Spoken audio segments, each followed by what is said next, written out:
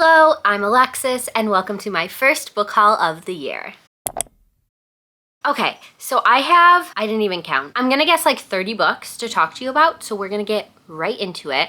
I'm not going to really give you a super detailed synopsis because most of these books I have not read yet. So other than that, these are books that I have acquired so far since the start of 2024.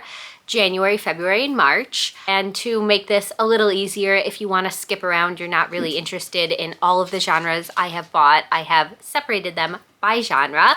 So first up, I want to talk to you about the romance books I bought. Starting out with one of my most anticipated books that I want to read this year, Magnolia Parks by Jessa Hastings. So I've seen this everywhere. Everybody is obsessed with this series.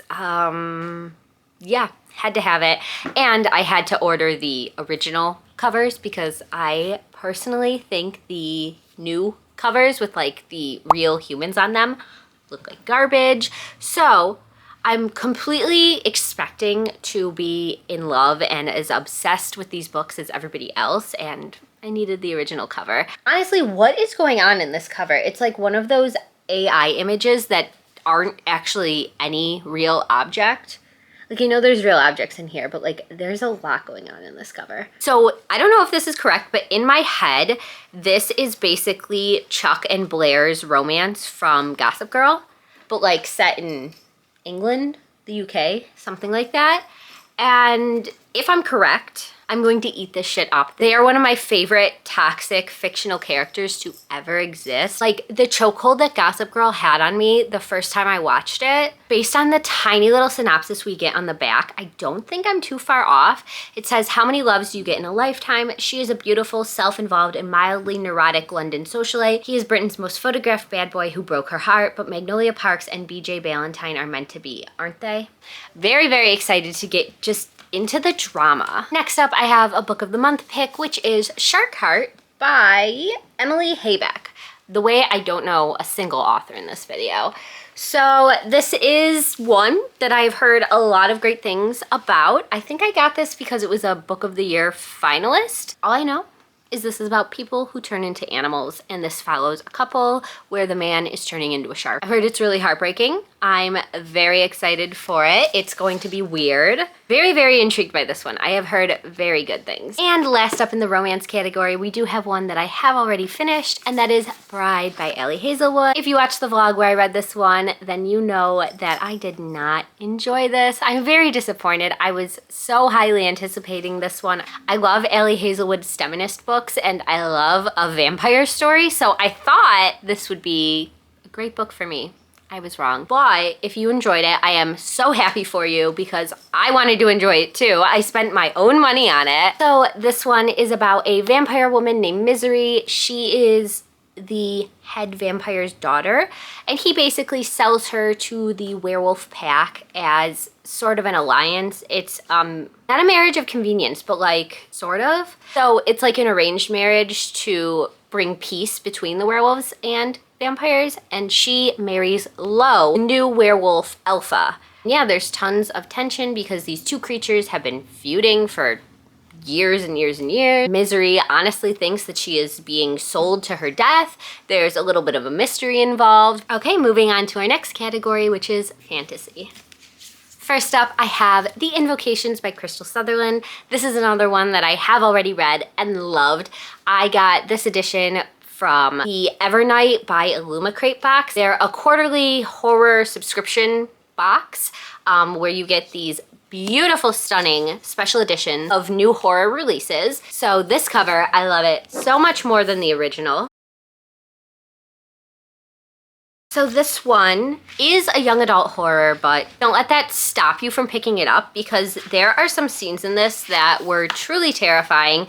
They creeped me out way more than some of the adult horror I've read this year. The Invocations follows 3 witches, and they are trying to track down this supernatural killer who is tracking down and killing other witches. So there's this really fun mystery. There's just lots and lots of creepy scenes about the magic in this. I love the magic in this world. It's you basically have to go to a curse writer and they tattoo it into your skin to give you these magical powers. I love that. I am obsessed with that. Yeah, I thought it was really, really good. There was a little bit of a romance involved, the mystery, the horror elements, just great book. I love Crystal Sutherland's writing.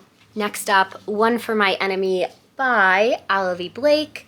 This one, Olivia Blake is an author I have an interesting past with. I absolutely hated The Atlas Six, but Alone with You in the Ether was in my top 10 of last year. So I'm not really sure how this book is going to fall, but I want to give her more tries because obviously she's capable of writing things that I love. The Atlas Six just wasn't for me. So I have no idea what this one is about. I just bought it because of this beautiful cover and knowing that I want to give Olivia Blake another try. Forgot that this had gorgeous end pages. Okay, so in modern day Manhattan, where we lay our scene, two rival witch families fight to maintain control of their respective criminal empires. Now I'm remembering, this is a Romeo and Juliet retelling, but with witch families. So yeah, super, super interested in this one. I think it's going to be like Rivals to Lover, Knife to Throat. So yeah, can't wait to get into it. Another book I have already read and loved this year, An Education in Malice by S.T. Gibson. In my mind, S.T. Gibson can do no wrong. I would literally read her shopping list if she published it. Just beautiful writing, amazing characters. They felt so real. I fell in love with them. So this one is a retelling of the classic vampire tale, Carmilla. And in this, Carmilla is a vampire. She has a human lover named Laura, and they are going to college, navigating vampire human life.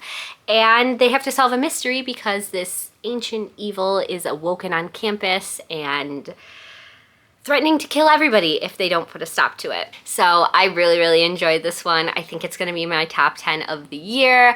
I was just obsessed with Carmilla and Laura's romance in this, and just such a great retelling of the classic story of Carmilla. Last up in the fantasy category, we have The Chunkiest Boy, Empire of the Damned by Jay Kristoff, and this, of course, is the sequel to Empire of the Vampire, and this is the gorgeous Waterstones special edition. I actually had to have them send me a replacement because my original copy showed up just completely water damaged. Like, the box was soaking wet, the inside was a pool of water. I don't know what happened there, but very thankful that Waterstones made it right with this gorgeous edition. And of course, we have the foiling on the front. I love it so much, and this is a signed edition with the red sprayed edges. I'm just obsessed with how this book looks. I am very intimidated by the size of this thing, but honestly, Empire of the Vampire was just as big, I think. And I read it pretty fast. It was really, really great. So in the first book, we meet Gabriel, and he is a vampire, but he is also a Silver Saint. And they are these order of vampires that hunt down and kill the evil vampires. It was just such an epic tale of fantasy and romance. Completely enthralled me. I remember I just could not put this book down. I was carrying around this brick everywhere with me, just if I had the chance to read even a page, like I was in the story. And the last one had pictures, so I am wondering, yep, this one also has pictures. Hopefully I don't spoil anything. That one I can't show. There's nudity. Okay, here's a good one. So our man with the long dark hair is Gabriel. Yeah, this one is just a continuation of the story. We left off with some pretty wild reveals at the end of the first one, so as scared of this as I am, I do think I have to pick it up soon. Moving into our next category, we have a few thrillers. First up, The Fury by Alex Michaelides. This is one that I already read this year and really enjoyed. This is really about just rich people drama. So in this, we have an unreliable narrator named Elliot, and he is friends with this super, super rich and famous movie star named Lana, and she owns a private Greek island where her, Elliot, and a few of their closest friends go on vacation until a murder occurs. So it's really just recounting what led up to this night, the events, the murder, who did it, why they did it, all the good classic thrillery stuff you could want. But the twist at the end was so unexpected, and yeah, love it. I am just a huge fan of Alex Michaelides. I've really enjoyed all of his thrillers, and I think he does a twist very well. Next up, another one I have already read and enjoyed, The One by John Mars. I read this one a few years ago. Actually, this is one I got in New York City. I was at Sweet Pickle Books, which is a used bookstore, and I saw this one for $9, so I had to pick it up. I loved this one. I listened to the audiobook with this one, actually with my partner. He is a reader, but he really loves nonfiction. But on a few occasions, I have thrown on an audiobook while we're out running errands, and he gets so wrapped up in it that we have to just finish it together. He won't let me listen to it without him. This was one of them. And I know this one is now a TV series, so I'd be super interested to check it out. This one is a little thriller, a little science fiction-y. It is about a dating app, and you send in a sample of your DNA, and it tells you who is your one soulmate, your one match. There's only one for all of us, and it's going to tell you who your person is. So I believe we follow like 5 different couples in this. I know one of them is a serial killer, and the police officer who is like leading the investigation, that was like my favorite storyline. We're also following couples that have already been married for years, sent in their DNA, and found out that they're not married to their one match. We're following a man who gets matched up with another man, and up until this point he thought he was straight. So yeah, I love this one. I think we listened to it in like one day, like we could not put it down. And next up, a thriller that I am so excited to read soon, Kill for Me, Kill for You by Steve Kavanaugh. This was another one of my book of the month picks, and I've heard really good things so far. This just came out in March. She will kill your worst enemy. All you have to do is kill hers. So I believe this is about 2 women who meet by chance, and they decide to kill for each other. So I know it's going to be a super twisty, dark time. Love books with this kind of arrangement, because you just know it's not going to work out the way that the synopsis says it's going to. It's going to get messed up. It's going to get messy. And I just love the drama of it all. I just noticed there's a face kind of on the spine. It's kind of cool. Next up, I have a very exciting stack of some horror books. Definitely my favorite genre to haul. First of them being Things We Lost in the Fire, Stories by Mariana Enriquez. This is another one that I got from Sweet Pickle Books. I don't think this edition is used. I think this was a full price. Well, it's $15, so maybe it was used, but it doesn't look it. It's literally in perfect condition. Didn't even know it was yellow. That's a stunning color. This one was on their wall of like staff recommended books, and I've heard great things about it but never actually seen it in a store in person, so I knew I had to get it. I just know it's horror short stories. Why can't I speak? Okay, it's a collection of macabre tales set in contemporary Argentina. Ooh, that's cool. I didn't know it was set in Argentina. Okay, so backdrop of Argentina's troubled history. The characters in these tales find themselves in ordinary situation that takes sudden and dark turns. During a government-enforced blackout, 3 friends distract themselves with drugs and pain, loyal to the awful end. A young girl with nothing to lose steps into an abandoned house and never comes back out. A group of women begin to set themselves on fire to protest domestic violence. Okay, I am excited for this one. And just wow, I could stare at this cover for like a year and just find new things to look at. With these snake worm guys.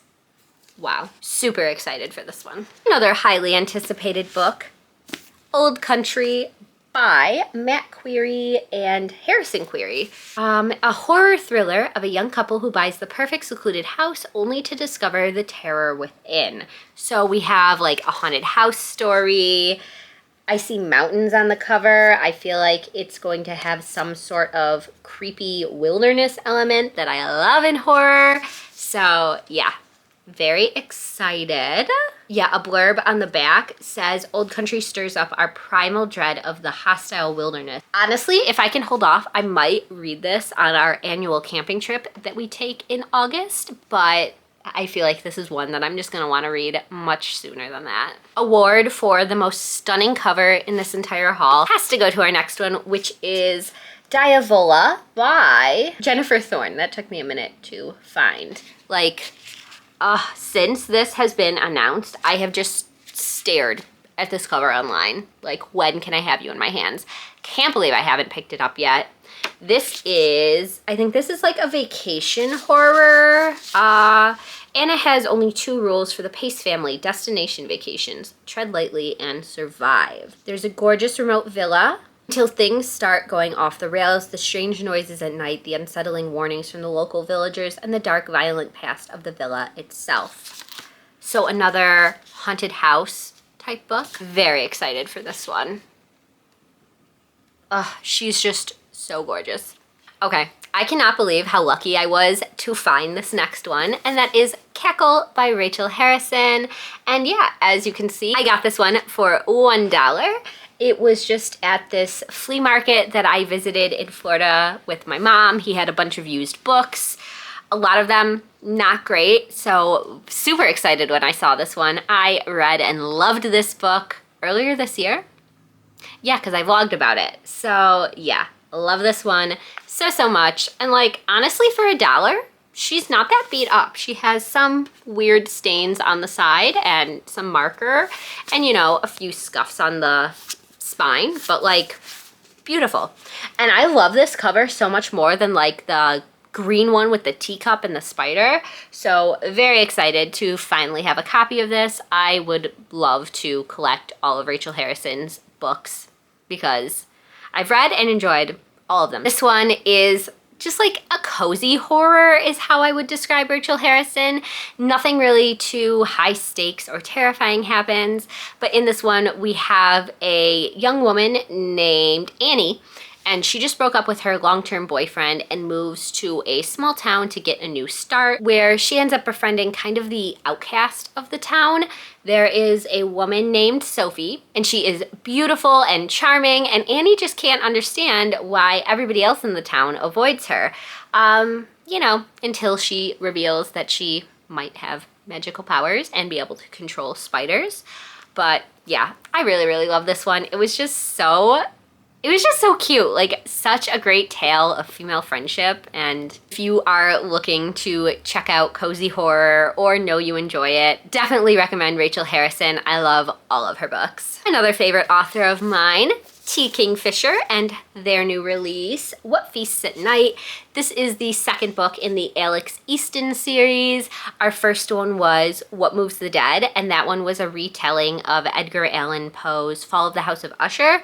This one, as far as I know, it's not a retelling. I did read and really enjoy this one a few months ago. And yeah, this one, we follow Alex Easton, a non-binary soldier who is returning from war. They go back to their hometown in this one only to discover that basically a sleep paralysis demon has been terrorizing the locals and they might be next on the list. So yeah, I really like this one. It definitely had some creepy scenes in it, and I just loved learning about this like creature. And this next one probably has to be like my most anticipated release of the year. That is The Angel of Indian Lake by Stephen Graham Jones. This is my highly anticipated finale to the Jade Daniels series. Oh, it's the Indian Lake trilogy, but to me it's Jade Daniels. It's all about our girl Jade. So yeah, in the first one, that was my favorite book of 2022, My Heart is a Chainsaw. And we just follow our girl, Jade Daniels, and she is a horror movie fanatic, specifically slashers, so much so that she kind of is delusional and convinces herself that a slasher is happening in real life in her town, and she has to do everything she can to survive it. So yeah, loved the first one, loved the second one. Can't wait to see what happens in this one. All I know is if Jade dies or is hurt in any way, I will never forgive you, Stephen. So You better not hurt my girl. These also just have such stunning covers. These claws are really creeping me out the more I look at them. So I think I'm gonna move on to the next one. Okay, that brings us to our next category, which is kind of a made up genre. But I didn't really know where to place these books. And to me, this is like my favorite genre. So we're gonna roll with it. I am calling these horror, literary fiction, weird girl books. So first up, I have The Crane Husband by Kelly Barnhill. I saw Sid from Sid Bookworm read this and she loved it, and just like hearing her talk about what happened in it, I knew I needed to pick it up because I just love a weird story about people turning into birds. So in this one, who turns into the bird? The mother? Okay, mothers fly away like migrating birds. That is why farmers have daughters. So this is about a 15-year-old teenager in a Midwestern family. Her mom brings home a 6-foot-tall crane with a menacing air. The girl is powerless to stop him forcing his way into their lives and her mom's heart. I just know this is gonna be such a weird time. And look at how perfect this yellow matches my nails. So cute. I absolutely love short, weird books, so like, so excited to get into this one. Another one I am so excited for, Boy Parts by Eliza Clark. I have seen this one on so many recommendation lists of like unhinged women rage books and love those. Cannot get enough of those types of books. So this is another one I bought in New York City from McNally Jackson. And like when I saw it in store, I just had to get it because I have seen it recommended so many times and never actually seen it in person. I know this one is about a woman who takes photographs of men. Yeah, she takes explicit photographs of average looking men that she persuades to model for her. And then I think she cracks and starts killing them maybe. Could be making that up. Super, super excited. Again, with everything on this list, I don't know why I haven't picked it up yet. Like, there's just not enough time in the day to read all of the books I want to be reading. And another contender for one of the most beautiful covers in this haul is Garden of Earthly Bodies by Sally Oliver. I don't know what this one is about. I saw this cover and I had to pick it up.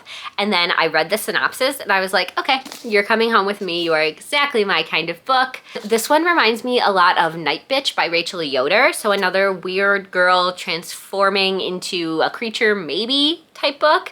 So in this one, our main character has just lost her sister and she starts to develop these hairs growing down her spine. She goes to the doctor and they tell her it's a response to trauma, and they recommend she goes to this kind of like spa wellness retreat type place that uses unorthodox therapy sessions to commune with nature. This just sounds like exactly the kind of book I love. Can't wait to get into all the creepy nature, weird girls stuff in this, and also just dealing with the trauma and grief of losing a loved one. This one is one I will be reading in April, so make sure you subscribe so you don't miss out on hearing my thoughts about this one. Okay, we're almost done. Only 2 more categories left. Next, we have my literary fiction category. First up, we have the sequel to my very first book that I read this year, Wandering Stars by Tommy Orange. In a novel that is by turns shattering and wondrous, Tommy Orange has conjured the ancestors of the families readers first fell in love with in There. Warriors, drunks, outlaws, addicts, asking what it means to be the children and grandchildren of massacre. So Tommy Orange is an Indigenous author and he just does such a good job of like telling stories. We followed so many different kinds of people in There, and by the end, everybody's story kind of intertwined, and God, I loved it. It was just so beautiful, and I expect nothing but the same from Wandering Stars. And I believe this one is signed as well. Cute. Also love this cover. This blue with the orange is stunning. I thought the Naked book would be a pretty blue. It is not. Next, another author that I have read a previous book by and loved. We have Come and Get It by Kylie Reed. She is the author of Such a Fun Age. I've said this in every single video I've held this up, but I'm obsessed with this cover and the fact that his snout is on the spine. Like, I love it. So I did end up starting this in February and I put it down because I was a little bored. I'm gonna give it another chance, but this one follows a college professor and she's just kind of interviewing women about weddings.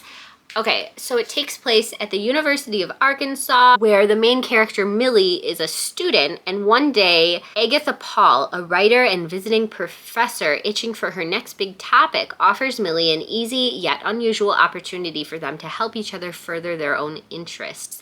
Millie naturally jumps at the chance. I have to be honest about this next one, 100% a cover by. I didn't even read the synopsis. The Book of Goose by Yi-Yun Lee. I know this one's literary fiction. I know this is about grief and trauma. I think somebody dies. Okay, so Fabian is dead. Her childhood best friend, Agnes, receives the news in America, far from the French countryside where the two girls were raised, the place where Fabian helped Agnes escape 10 years ago. Now Agnes is free to tell her story. As children in a war-ravaged backwater town, they built a private world invisible to everyone but themselves, until Fabian hatched the plan that would change everything, launching Agnes on the epic trajectory through fame, fortune, and terrible loss.